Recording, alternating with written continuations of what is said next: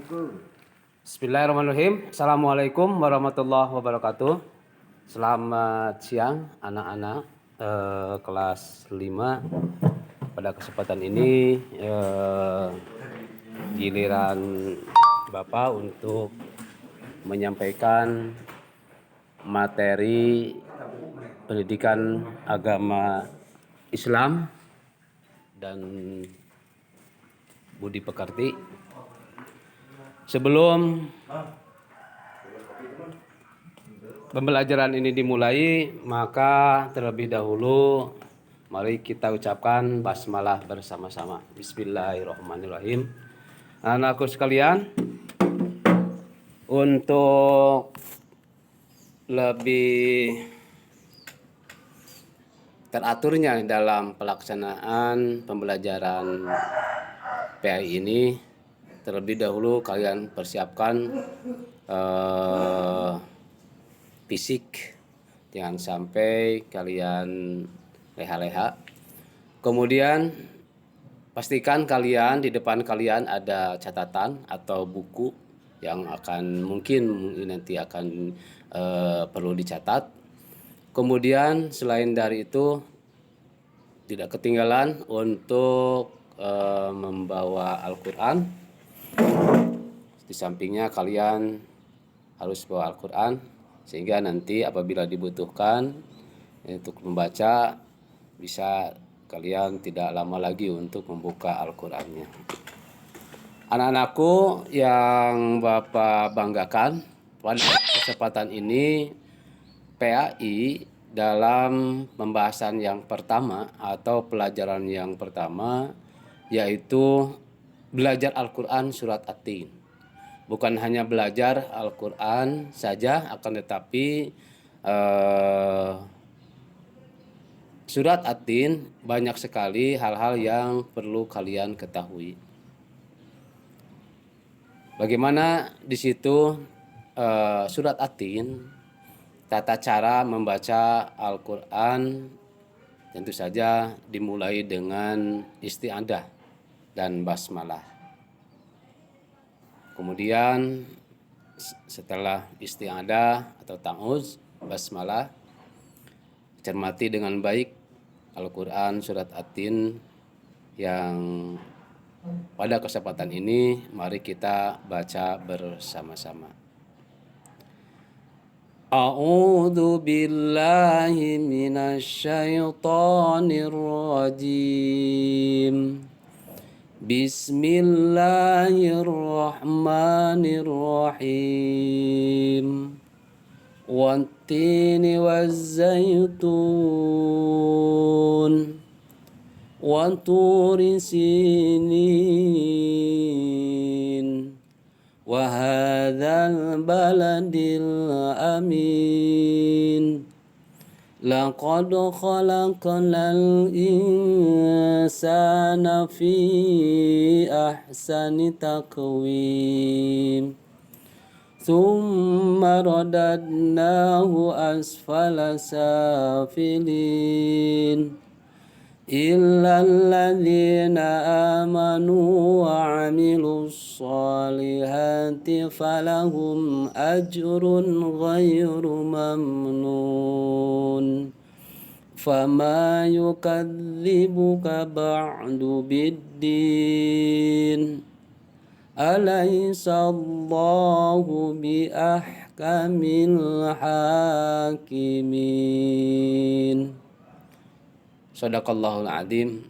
Anak-anakku, tentu saja bagi yang sudah lancar membacanya, maka langsung saja membaca dengan tartil yang seperti dicontohkan barusan oleh Bapak. Apa itu tartil? Tartil artinya membaca sesuai dengan kata atau sesuai dengan tanda dan barisnya. Dibaca dengan tenang dan tidak tergesa-gesa. Bagi yang belum pandai membaca, artinya siapa tahu di antara kalian yang masih ikut tapi Bapak yakin kalian ini semuanya sudah pada bisa baca. Namun apabila dalam bacaannya belum lancar, bagi yang belum pandai membaca, perhatikan dengan baik cara guru membaca, atau mungkin yang barusan seperti Bapak contohkan, atau teman kalian yang sudah lancar membaca kemudian melafalkan surat tersebut. Dalam hal ini adalah surat At-Tin. Oleh karena itu, Bapak ulangi lagi, ikuti langkah-langkah cara belajar membaca Al-Quran dengan mudah. Perhatikan, yang pertama, tanda baca fathah. Ya, sekali lagi, tanda baca fathah. Kemudian yang kedua, perhatikan juga tanda baca kasroh. Artinya harokat yang ada di bawah, fathah harokat yang ada di atas. Kemudian juga perhatikan sukun, ya, sukun yang bentuknya seperti bulan yang di atas itu tanda mati lah, tanda mati sukun. Dan tasdid, ya, tasdid. Jadi tanda fathah, tanda baca kasroh, kemudian tanda sukun, juga tasdid. Kalian harus perhatikan, ya. Seperti di dalam kalimat ada alif dan dal, kemudian di sananya ada tasdid da-nya, maka di situ dibacanya ada, ya, dibaca ada. Kemudian selain daripada itu, yang harus kalian perhatikan, yang kedua adalah bacalah dari sebelah kanan. Jadi jangan sampai kalian membaca Al-Quran itu dari sebelah kiri seperti membaca bahasa Indonesia. Nah, kalau Al-Quran itu dibaca dari sebelah kanan. Tentu saja dengan suara yang jelas, artinya bukan suara di dalam hati, tidak ngeharewos. Ya, itu langkah-langkah. Kemudian langkah yang ketiga adalah huruf yang tidak berharokat. Sekali lagi, huruf yang tidak berharokat artinya huruf yang tidak ada tanda harokatnya, tanda barisnya, barik itu fathah, kasroh, sukun, kemudian dan lainnya yang tidak berharokat itu tidak boleh dibaca. Artinya tidak dibaca, dilewat, ya. Tidak, ya. Contohnya bunyi waw langsung dihubungkan ke huruf ta. Sekali lagi, bunyi waw yang dihubungkan langsung ke huruf ta kemudian bertasdid, maka dibacanya wati. Nah, ya, wati. Ada dua huruf di situ yang dilewati. Apa coba? Yaitu huruf alif. Maka alifnya itu dilewat, atau alifnya itu tidak dibaca. Selain daripada itu alif dan lam. Wati, ya, wati. Wawu, alif, lam, ta, ya, situ. Kemudian yang langkah yang berikutnya yaitu perhatikan perubahan syakal dan huruf-hurufnya, ya, perubahan huruf syakal dan huruf-hurufnya. Kemudian cermati juga Bapak dan Ibu guru ketika kalian membaca dan melafalkan ayat Al-Quran. Selain daripada itu, perhatikan juga kalian bacaan yang dibaca itu berulang-ulang. Jangan sampai satu kali terus diulang-ulang sampai bacaannya lancar, ya. 2, 3 sampai 10 kali, ya. Jadi harus dibaca ulang-ulang gitu. Baiklah anak-anakku sekalian, kita coba lagi. Silakan kalau sekarang sudah semuanya mungkin memegang Al-Quran surat At-Tin, ya. Kita ulangi, ya, dengan langkah-langkah yang barusan Bapak sebutkan. Kita ikuti semuanya. Bismillahirrahmanirrahim. Ayo. wattini wazzaitun. Kemudian ayat yang kedua, wa turi sinin. Ya. Kemudian ayat berikutnya, wa hadzal baladil amin. Kemudian angkat berikutnya, laqad khalaqnal insana fi ahsani taqwim. Kemudian ayat berikutnya, tsumma radadnahu asfala safilin. Kemudian ayat berikutnya, illalladzina amanu wa amilus solihati falahum ajrun ghairu mamnun. Fama yukadzibuka ba'du biddin.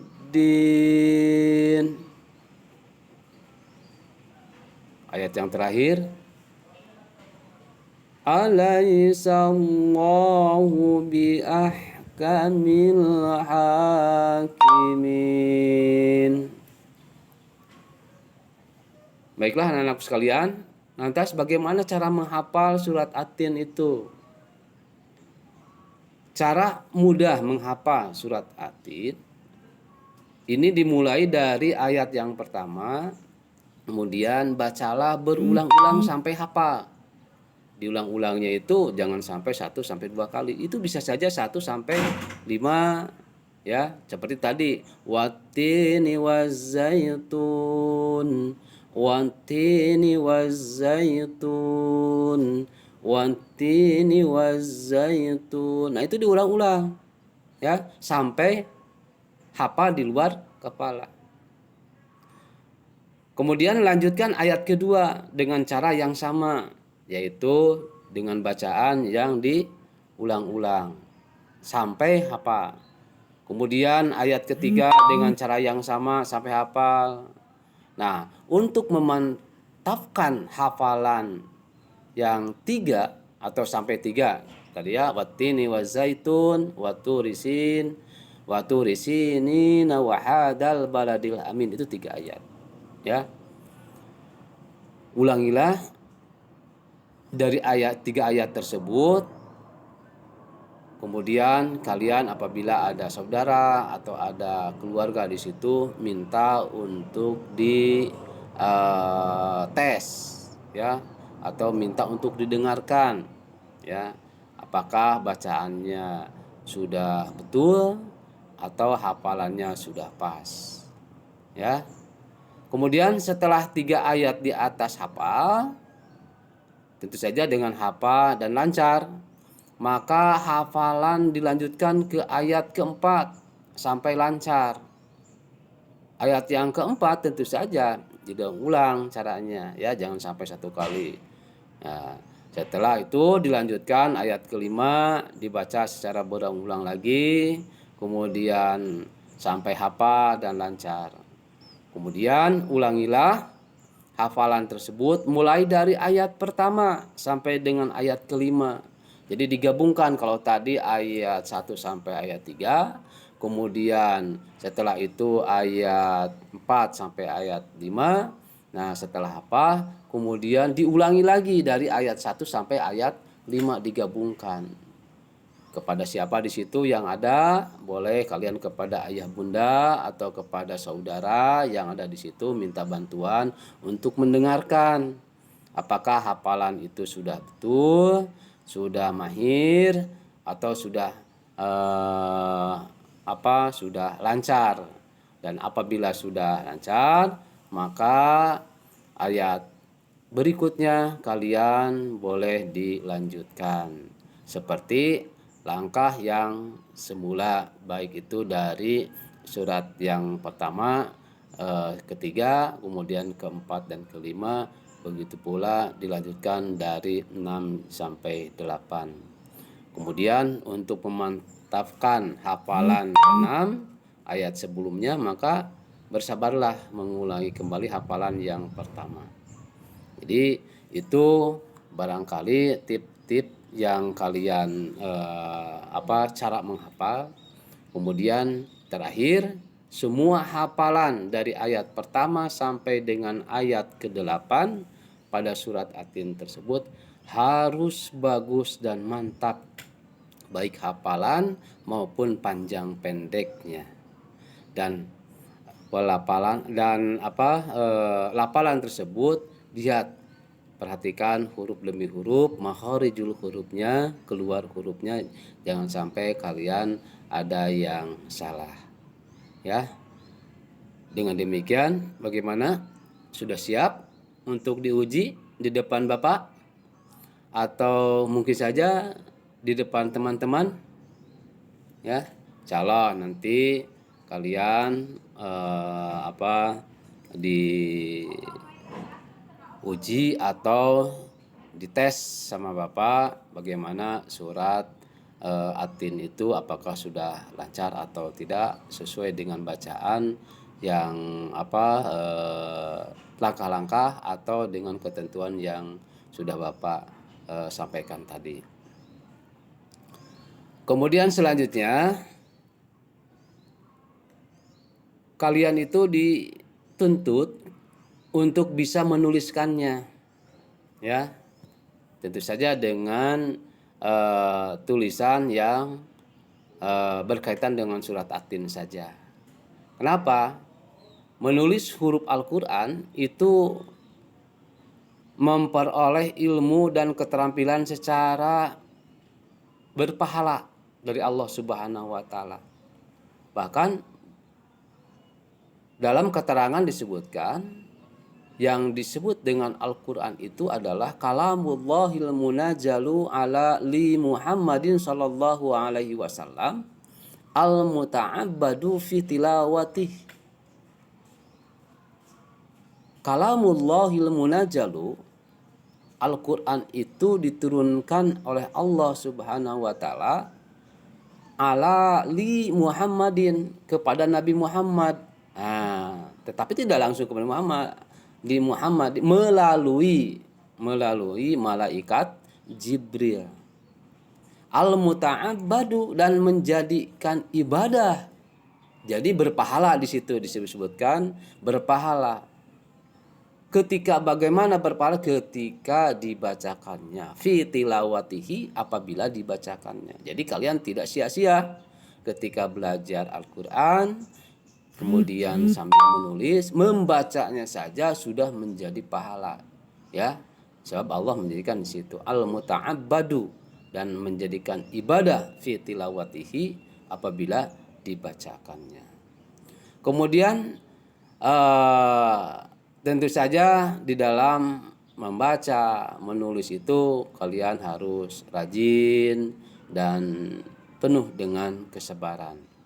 Di dalam menulis huruf-huruf Al-Quran, sebaiknya kalian memperhatikan letak huruf-hurufnya.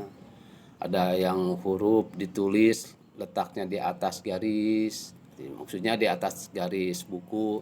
Ada pula huruf yang ditulis memotong garis, ya, memotong garis, seperti kalau mim itu pasti akan memotong garis, ya, dan lain sebagainya. Nah, mengapa dinamakan surat At-Tin? Lanjut saja, ya. Surat At-Tin itu diambil dari kata At-Tin yang terdapat pada ayat yang pertama, yang artinya buah tin. Sekali lagi, kenapa dinamakan surat At-Tin atau kenapa dinamakan At-Tin? Nah, ini diambil dari kata At-Tin yang terdapat pada ayat yang pertama, artinya buah tin. Surat At-Tin ini adalah surat yang ke-95 dalam Al-Quran, yang jumlah ayatnya ada 8 ayat. Hal ini, surat ini tergolong surat yang turun di Mekah. Nah, apabila surat yang turun di Mekah ini maka dinamakan surat Makkiyah.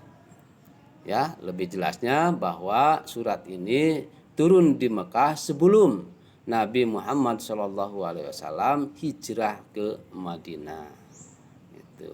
Itu barangkali tentang surat At-Tin. Kemudian bagaimana kandungan surat At-Tin itu? Kandungan surat At-Tin ayat yang pertama, tin, itu ada kalimat tin. Tin adalah buah yang enak. Selain daripada enak, buah tin itu adalah buah yang lembut serta cepat dicerna. Ya. Bahkan buah tin itu menjadi obat yang banyak manfaatnya. Ya. Salah satu diantaranya untuk memperhalus fisik, ya. Kemudian menghencerkan batuk atau dahak. Itu buah tin. Kemudian manfaat berikutnya buah tin itu adalah untuk membersihkan ginjal. Ya. Kemudian selain daripada itu buah tin itu dapat menghancurkan batu pada saluran air seni. Ya. Jadi kalau ada kancing batu di situ, maka salah satu di antaranya buah tin itu dapat mengobati atau dapat menghancurkan batu pada saluran air seni. Ya. Nah, kemudian selain daripada itu bisa saja buah tin itu bermanfaat untuk menggemukkan badan. Jadi kalau badannya kecil-kecil, kalau badannya yang masih ramping, boleh kalian memakan buah tin sehingga badannya menjadi gemuk. Ya. Kemudian selain daripada itu dapat melonggarkan rongga hati di dalam rongga hati, ya, rongga hati. Ya, hati itu mana? Rongga hati dan limpa. Nah, itu yang disebut dengan buah tin dan manfaat daripada buah tin. Kemudian anak-anakku sekalian, bagaimana kalau zaitun? Di situ watini wazaitun. Zaitun adalah buah juga. Dan buah zaitun ini memiliki keistimewaan juga seperti buah tin. Apa keistimewaan buah zaitun ini? Ya, karena buah zaitun ini kandungan minyaknya yang sangat berlimpah sehingga dapat dipergunakan di daerah yang kurang memiliki minyak. Nah, itu yang pertama. Ya, jadi zaitun itu adalah buah juga yang memiliki keistimewaan karena kandungan minyaknya. Jadi keistimewaannya itu memiliki kandungan minyak yang berlimpah sehingga dapat dipergunakan di daerah yang kurang memiliki minyak. Kemudian anakku sekalian, yang kedua, di situ ada kalimat Sinai atau Gunung Sinai. Nah, di mana Gunung Sinai itu berada? Gunung Sinai itu terletak di semenanjung Sinai, yaitu di antara lintasan tanah Mesir ke Israel atau ke Arab, ya, dan Mesopotamia. Ya.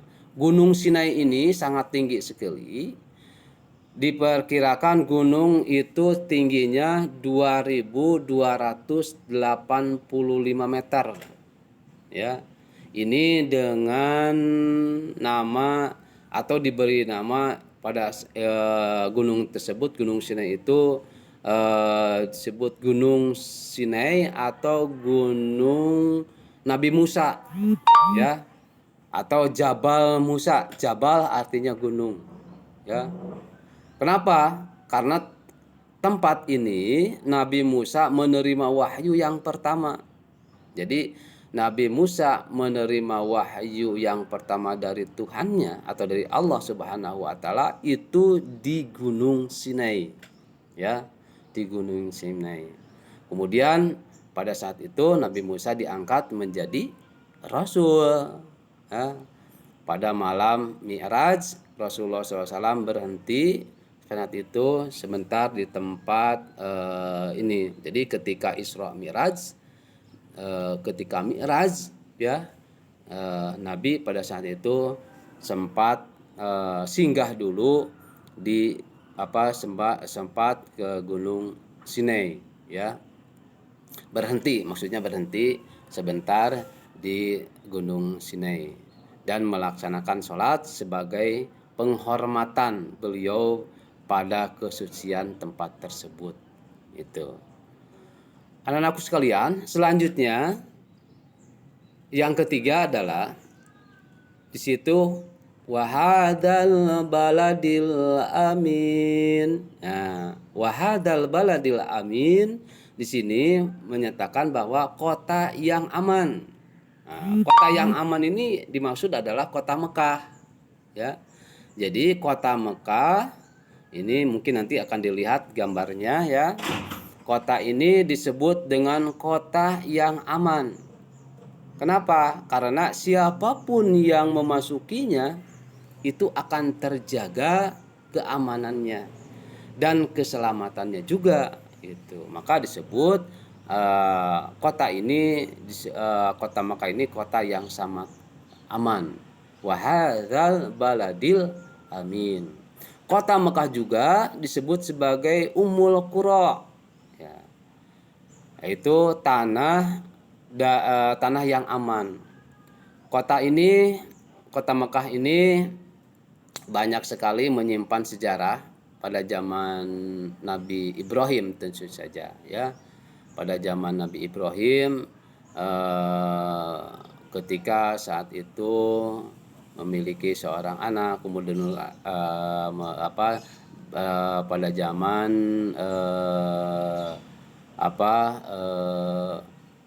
dengan bapaknya ya, yaitu Azar, kemudian memiliki Ibrahim, kemudian Ibrahim memiliki putra Ismail dan seterusnya, sehingga di situ banyak sekali sejarah-sejarah yang berkaitan dengan Nabi Ibrahim, yaitu di kota Mekah.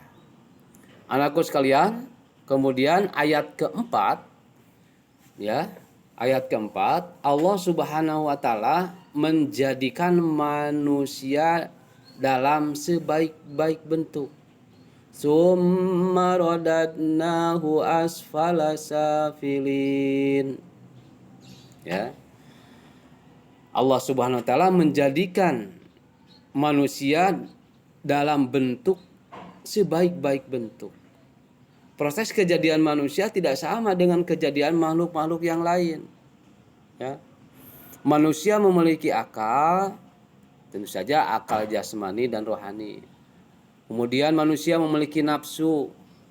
Anggota tubuh manusia berkesinambungan sehingga tampak indah apabila dipandangnya. Bagi perempuan tentu saja cantik, dan bagi laki-laki adalah ganteng dan mudah untuk melakukan kegiatan. Nah, beda dengan hewan. Bagaimana dengan hewan? Untuk hewan hanya memiliki jasmani dan nafsu saja, ya, sehingga manusia harus mampu menjaga keseimbangan